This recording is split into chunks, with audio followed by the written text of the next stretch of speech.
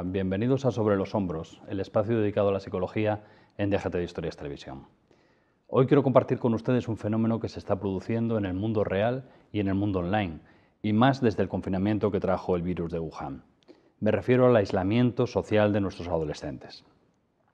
Pongo un par de ejemplos que hemos visto estos días en consulta. Un niño de 11 años que no juega con un alumno determinado, que encuentra con quién jugar en dos alumnos de la otra clase de un curso más bajo y cuando intenta participar recibe el mensaje de que si juega él, no juegan los demás. O adolescentes de 13 años que forman un grupo de WhatsApp e invitan a todos los niños de la clase menos a uno.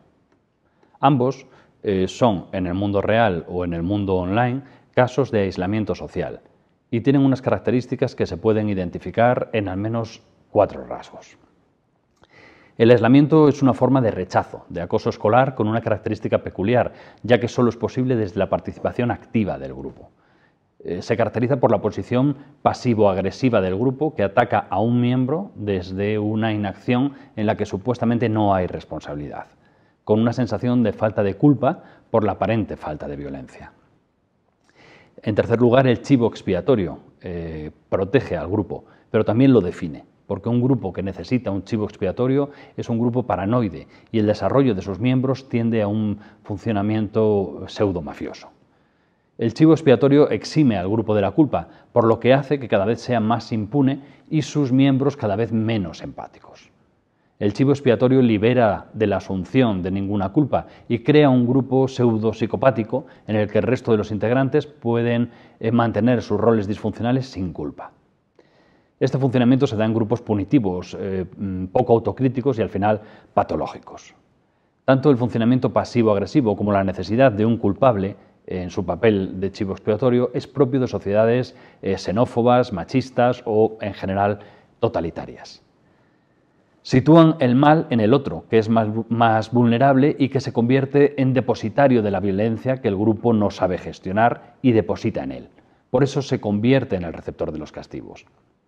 El designado asume ese papel y esta es la explicación de por qué lo repite después en otros ambientes y puede acabar suponiendo una seña de identidad permanente que a su vez justifica y perpetúa el comportamiento del grupo.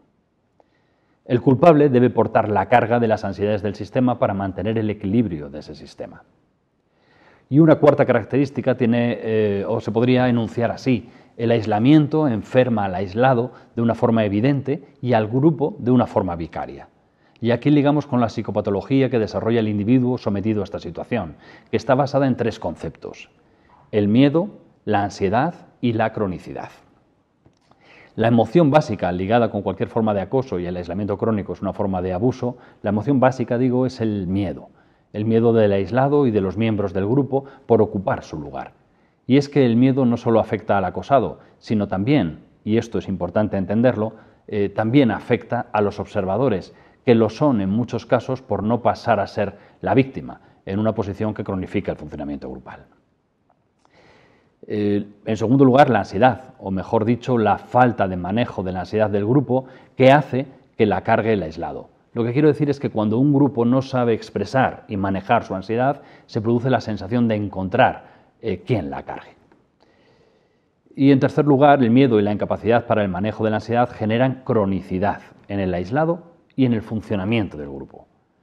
Un ejemplo lamentable, pero frecuente, es el del niño que ha experimentado acoso o abuso por parte de una o varios miembros del grupo y que al desvelarlo genera desconfianza en la veracidad de su relato y descalificación del grupo, produciéndose lo que llamamos una victimización secundaria. Parecido a la mujer que siendo niña ha experimentado abuso sexual por parte de un miembro de la familia y varios años después desvela su secreto. En muchos casos no solo se le expresa la desconfianza en la veracidad de su historia, sino que además se le trata de loca, paranoica o prostituta. Todo con tal de mantener el falso equilibrio, que es el fin del grupo patológico. La psicopatología que se genera a partir del miedo, la cronicidad y el mal manejo de la ansiedad genera síntomas muy parecidos a los del acoso más activo, como son síntomas de ansiedad, como ataques de pánico o somatizaciones, síntomas del estado de ánimo, lo que coloquialmente llamamos depresión y profesionalmente llamamos distimia o trastornos del estado de ánimo, y que se producen como resultado de la ansiedad mantenida en el tiempo, que puede llegar a generar ideas autolíticas. Si el aislamiento es de larga duración, unidos a los síntomas de ansiedad y del estado de ánimo, se pueden producir trastornos de la conducta alimentaria, trastornos de la personalidad o intentos ya reales autolíticos, intentos suicidas. También podemos referirnos al funcionamiento psicopatológico del grupo, porque el funcionamiento del grupo produce una afectación más sutil en aspectos no directamente psicopatológicos, sino más bien morales. Un asunto importante siempre que hablamos de bullying es referirnos al que se produce en Internet, sobre todo en las redes, lo que conocemos por ciberbullying. El aislamiento en las redes sociales y lo expuesto anteriormente es igualmente aplicable al entorno digital, pero como siempre vamos a intentar proponer soluciones más allá de exponer el problema. Y como siempre debemos recordar que la solución al acoso escolar se centra en los observadores. En este caso, el grupo es el observador y es que hay un momento en el que el conflicto puede y quiere salir del lugar oculto en el que se le ha mantenido, y es el momento en que el colegio o la persona que acude a la terapia están preparados para ponerlo en palabras, cuestionarlo y escucharlo. Suelen ser los chivos expiatorios quienes acuden a terapia, traídos por sus padres, pero también puede ser el sistema quien pide ayuda, consciente de sus dificultades. Y eso es exactamente lo que nos sucede en Lux School, cuando un colegio se pone en contacto con nosotros para evitar que algo como lo que acabo de escribir suceda. Los colegios que funcionan así, previendo y previniendo, demuestran un grado de salud relacional muy por encima de la media, ya que encaran un problema que se da en cualquier organización con la intención de descubrir las razones de su situación más allá del síntoma y desenmascarar los rasgos de funcionamiento grupal que no quieren que se den en su centro, y que de no intervenir mostrarán su carácter contagioso, afectando cada vez a más niños y más aulas y finalmente a la organización entera, y acabará cronificándose y disimulándose en forma de una competitividad, de una rigidez enfermiza, como desgraciadamente sucede en muchos colegios. Pero, ¿qué hacemos para que no se dé? ¿Qué hacemos para prevenir el aislamiento social entre los alumnos? Primero, creer en el método creado por su colegio, en nuestro caso, los colegios a los que asesoramos.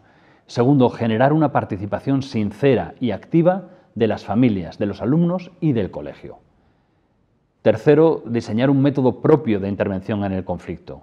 Y cuarto, activar el protocolo o el órgano encargado de intervenir ante conflictos y hacer una evaluación periódica para convertir el modelo estático que los colegios reciben de la Administración en un modelo vivo, a través de un feedback constante, vivo y reevaluable.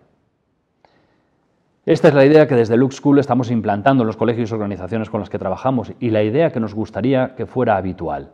Participación activa de todos los implicados, diseño de un modelo de prevención y creación de una filosofía de tolerancia cero al sufrimiento innecesario de ningún alumno. Muchas gracias y nos vemos en el próximo episodio de Sobre los Hombros.